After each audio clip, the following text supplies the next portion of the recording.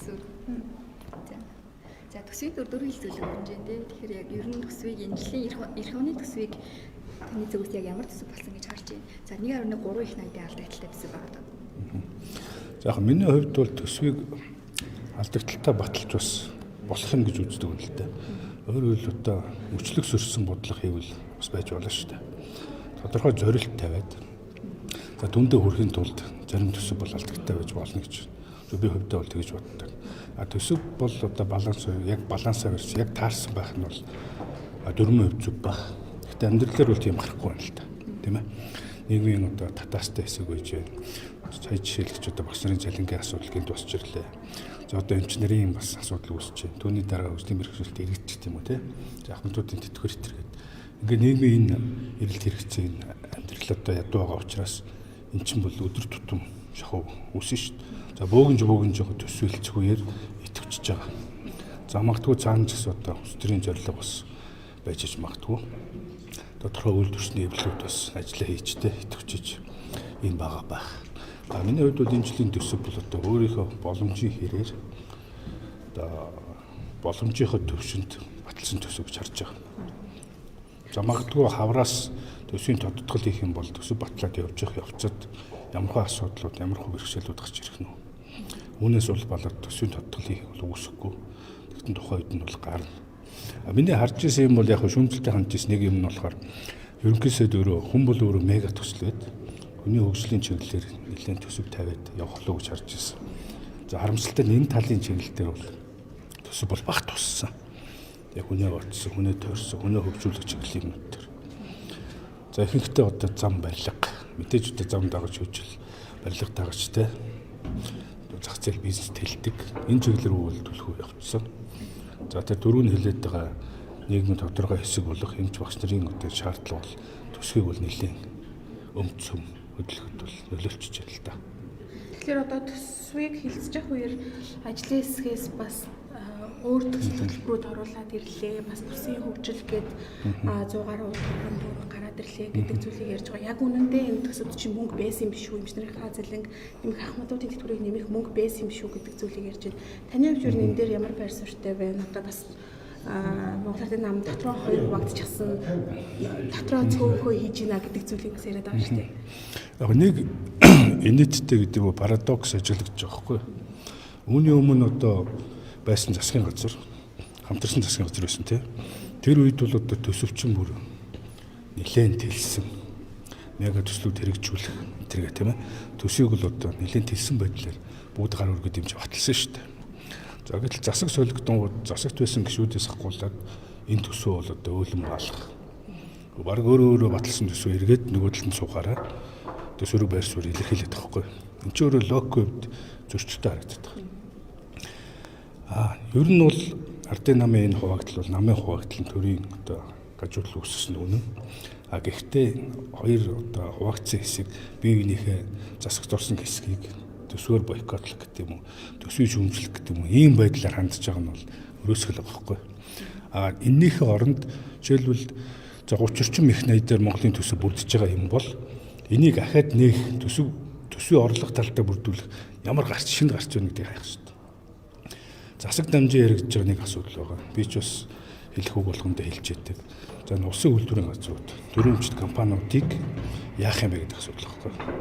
За бид нар мэднэ Эрдэнэс 5 толгой Эрдэнэт үйлдвэр гээд ашигтай ажилдаг цөөхөн хэдэн улсын үйлдвэрийн газар байна.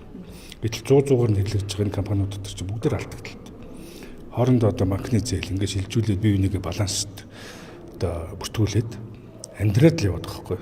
За тэр дотор байж байгаа төрийн албан хаагч нарыг буруутгах байгаа биш. Гэхдээ тэрий чин дагаад тендер одоо үнэлгээний комиссод дагаад хэл ахуул гэдэг юм чинь газар авчиад шүү дээ. Хаана хэл ахуул вэ гэхээр төрийн өмчийн компаниуд л байж байгаа. Төрийн өмчийн компаниуд бол ашигтай ажиллахтаа биш нэг ажилтай байлгах.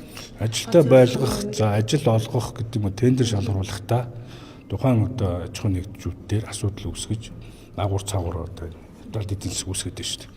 Энэ мөнгийг хэрвээ том бодлогоороо улсын үйлдвэрийн газруудыг publicly бичилдэг те олон нийтийн хяналтанд оруулах.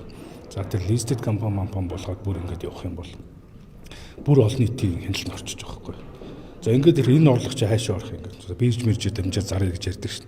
Ингээд ороод ирвэл тэр 30 их найд чи магадгүй хэдийн их найдаар нэмэгдэх боломжтой байна. Гэтэл бол таны түрүүний асуусан нөгөө багш нарын одоо цалинг энэ тэндээс нь хасч те гаргаж ирэх биш. Асуудал тулгархаар гэтэл өмнө нь төлөвлөөд өвч болж байгаа хгүй. За Монгол багш нар нэг $1000 цалинтай байг манай мөнгөтэй гэж яриад байгаа шүү дээ. Тэр хэмжээнд авчихэд 3 улсын үйлдвэрийг хөвчилчвал эндээс татвараар орлого нь ороод ирэх юм байна. Нэг. За ийм. За дахиад нэг том их усүр нь стратеги ордууд гэж яриад байгаа шүү дээ. За дамжны юм сайд бол стратегийн бүтээгдэхүүний тухай ингээ хуулийн төсөл өргөн барих юм бэл. Стратеги орд гэж Орос, Казахстан, Монгол гуравт ярьд юм байна. Бусад газар бол стратегийн бүтээгдэхүүнүүдэд нэрлээд Монгол улс ямар бүтээгдэхүүний гадаад зах зээл дээр экспортлох юм бэ? Үүнээс ямар орлого орж ирэх юм бэ гэдэг нь бол тодорхой болцсон. Түүнээсээ үүссэн хөрөмтлүүлсэн баялагын сангаасаа одоо хөрөнгө оруулалтаа хийдэг те хөрөмтлийн сангаасаа нийгмийн бодлоготой дэмждэг 3-4 сан уулан байгаа шүү дээ. Эдгээр ингээд амтаа болоод ажиллагаанд ороод ирэхээр багш нарын цалин, эмч нарын цалин ойрын 10 жилдээ гэдэг ойрын 5 жилдээ тэд төрөх боломжтой гэдэг нэг төсвийн төсөөлж гарч ирж байгаа. Бид нар төсөөлөл хийхдээ дунд хугацааны урт хугацааны төсөөлөл хийхдээ өнөөдрийнхөө дараа жилийн төсөвтөө холиод алсын бодлогоос барихгүй байхгүй. Тэгэхээр энэ бодлогороо энэ засгийн газар явуул дээрээ засаг доктортой байх гэдэг юм уу төр доктортой хэн засаглаж байгаа нь гол нь биш. Энэ засаг нь өөрөө төсвөө ариун болгох дээр одоо бодлогоо дэвшүүлэх хэрэгтэй байхгүй. Иргэжлийн төсөв дээр иргэдийн саналыг бас авсан тийм. Ер нь энэ иргэдийн санал хэр туссан гэж таны зүгт. Яг хуулиар бол хууль болгон дээр иргэдийн одоо саналыг авах хэрэгтэй хууль байгаа. Олон нийтийн саналыг авах, олон нийтийн хилцүүлгийг хийх. Гэтэ энэ бол яг нь хэлбэрийн төдий явдаг шүү дээ. За депетишн ч гэдэг юм уу эсвэл ганц нэг хүн одоо ордны заалан цуглуулад салбарын санал авч байгаа нэрээр. Гэтэ яг ороод тусцсан бол цөөх. Эсрэгээр депетишн 100,000 хүний санал хүргэсэн зарим нэг идэвхтэй иргэд байна шүү дээ. Тухайлбал сая их хурлын гишүүнээ ажиллаа болгосны дараа 12 сарын тэтгэмж авна гэдгийг хуульч Батулд соёл санаачлаад хуулийн төсөл бэлдүүлэх хэмжээнд авчирж байна шүү дээ. Тухайлбал би бол дэмжсэн. Гишүүн өөрөө жирийн иргэдтэй адилхан тийм боломж хөдөлмөрийн хуулийн нийцэн тэр тэтгэмж авдаг бол тэрийг л авах шүү дээ. Илүү авах сүйд тэр хүний саналыг бол дэмжсэн. Гэх мэтээр ийм иргэдийн санал бол бас идэвхтэй явж байгаа. Орон сууц борлуулсны нэг 2% хураалгаад байна шүү дээ. Одоо би байраад тань засны төлөө ягаад бид хоёр голоос улсад мөнгө одоо тушаачих хэрэгтэй гэдэг ч юм уу те. Ийм зарчмын саналууд л идэвхтэй явд юм бэл. Яг олон нийтийн хилцүүлэг хийгээд зорилтод одоо тийм хуулийн төсөл хилцүүлж байгаа юм бол үр дүн бол багтаа. Тэгэхээр тасдах өдрийн чуулган дээр бол одоо бас нэг асуудал гарснаа. Улаан ногоон лаа зургууд чуулганы танхимыг удирдаад байна. Төсвийг ингэж баталдаг юм уу? Улс орны ирээдүйг нэг лааз шийдэх юм уу гэдэг асуудал явж байна. Энэ дээр таны хувьд ямар байр суурьтай вэ? Үнэхээр чуулганд тийм улаан ногоон лазер коноп гарахаар одоо таны хувьд одоо удирдуулсан юм. Одоо их хурлын гишүүн чинь дангараг өргөж байгаа. Дээр нь их хурлын гишүүний тухай их хурлын тухай хууль байгаа. Гишүүн бол ерөөсөө яг өөрийнхөө үзэл бодол хинээс ч үл одоо харгалцаж судалгаа шинжилгээ тийм ээ. Итгэл үнэмшил осныхаа дараа одоо конопод гарч байгаа шүү дээ. Хуулийн төслүүд дээр. Тухайлбал одоо манай арилж намынхан одоо миний бие бол одоо хэн нэгэнд удирдахад конопод гардаг тохиолдол бол байхгүй. Ганцхан бүлгийн хурал дээр 2 одтой 3 одтой хэлцэх асуудлаа ярилцаад энэ асуудал төр намын бүлгийн хамтын шийдвэр байх хэрэгтэй байдаг гэдэг. Шийдвэр гарсны дараа бол бүлгээ дагдаг. 3 одтой буюу хатуу одоо байр суурь илэрхийлнэ гэсэн үг. За бусдаас тэндээс нэг хүн ундаа ууж байгаа юм уу, уух гэж байгаа юм уу? Нэг ногоон лаз өргөхөр, эсвэл улаан лаз өргөхөр дагаж саналаа өгдөг тийм байхгүй шин.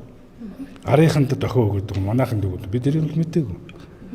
Сөрөг хүчнийхнийг одоо конопны 8 хийсэн байна. Бас тойрогтой төсөв суулгуулад авчихсан байна гэдэг зүйл. Тэр бол манай арчс намын характерт байхгүй. Хуультай нэг хэдэн засны төсөв тавилах гал явдаг. Манай 42 гишүүн 40 тойргийн гишүүд бас байх шүү дээ. Тэдний эрх ашиг гэж байна. Тойргийнхандаа сонгуульд амлалт гэж байна те. Орон нутгийн хөжөд зориулт төсөв тавиулах хэрэгтэй байхгүй. Үүнийхээ хүрээнд манай тойргийн гишүүд, манай чагсалтын ч тэмцсэн. Тойрог дээр ялсан ийм гишүүд бол одоо орон нутгийн хөгжүүлэх чиглэлд ажиллах хэрэгтэй, төсөв тавиулах хэрэгтэй.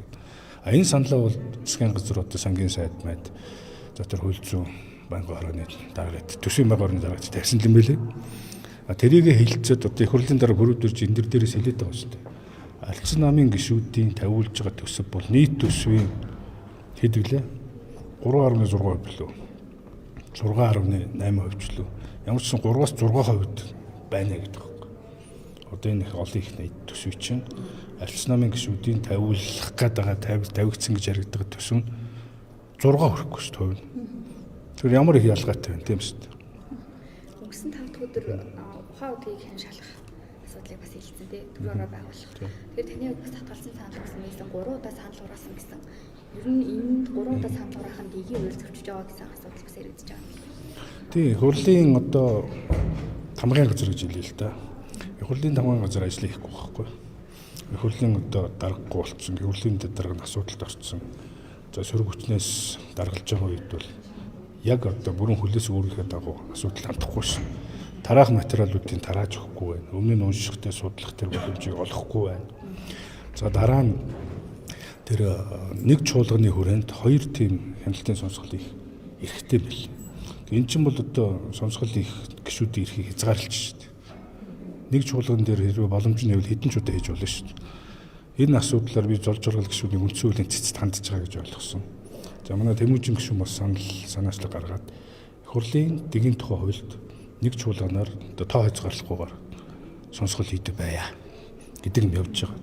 А би яагаад татгалзсан санал өгсөн бэ гэхээр тэр бүрэлдэхүүн дээр би эргэлзээ өгсөн байхгүй. Яагаад үл одоо өмнө ерөнхий сайд хийсэн хүмүүс маань өөрөө толгойлоод за ухаан удаа байж болох юм. А бусад оптик гэрээг хүрээ хязгаарын хувьд бол буруу томьёолсон болов гэж.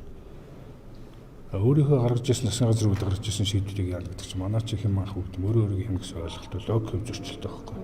Тэр үүднээсээ татгалцсан. За тэрэн дээр дуулах юм бол оюу толгойн сонсгол явж байгаа. Манай Батнайрын гишүүн толгойлоо тий. За ингээд ардын намын нэг гишүүн сонсгол хийж байгаа. Дараа нь дахиад ардын намын гишүүн сонсгол хийх юм байна. Тэгэхээр сөрөг хүчний сонсгол гэдэг чинь өөрөө хаана хийх юм? Баярмаа хаан Батнайрын арбины гэрээг одоо сонсголд оруулах гэсэн хүмүүсийг ингээ хаагтаа тоочрын дараа ороод өгөхгүй. Тэрнийхээ оронд за ардын намныг санаачл, арц намныг санаачлыг гэдэг юм баланстай байж болно. За эсвэл тэр бүрэлдэхүүн дотор одоо эднийг чи 2 багтсан шүү дээ 30 38 байна. Гэтэл одоо 30-тай хэсэг нь дийлэн орсон байна. Тэгэхээр ямар хөө сонсгол гэж ямар хөө шийдвэр гаргах нь тодорхой байна. Энэ нэг аюултай юм зөвхөн ухаан хөдөгч биш бусад одоо стратеги ордуудыг энэ одоо сонсголоор шалгаж дараалд оруулж төлөвлөлтийг үүсгэхгүй. Энэ ордуудын хэлцээрийг чинь засгийн газар хийж ийн гэж ойлгоод байгаа. Тэгээд гишүүд тасалж яваад хэсэг хэсгээрээ сонсгол болгож аваад улс төрийн одоо сонирхлоор те ингийн бол одоо шудраг хөдөлмөрөөр гэдэг юм уу зөв хөрөнгө оруулалттай ажиллаж байгаа нуул уурхайн компаниуд чи яах юм? Гол их усрыг бүрдүүлж байгаа алт зис нүүрс энийг одоо олборлож байгаа татвараа төлж байгаа энэ компаниудаа буруу зүг байдлаар сонсгоос солиход ивэл яах юм? Огт хэлэхгүй байх гэсэн үг шүү дээ. Бүрэлдэхүүнд нь асуудал байна гэж байгаа байхгүй. Нэгдэн. За дараа нь бол 3 удаа санд хурааж болохгүй л дээ. Нэг хураагаал алах зохицсон бол гэж цааш явах хэрэгтэй. Тэгэнгүүт одоо тэр саналын хураалтанд оролцоогүй шүү орж ирээ дахиж хураалга гэхээр хөгжил байдаг. За эсвэл ийшээ дэмжиж өгсөн бол минийхэн дээр эсрэг гарцсан байна гэж хэлээд байна. Гэтэл шалгахад дэмжснээрээ гарсан л байна. Тэрэн дээр нь бас ахаал гормын санал гэж аваад үйлчлээд.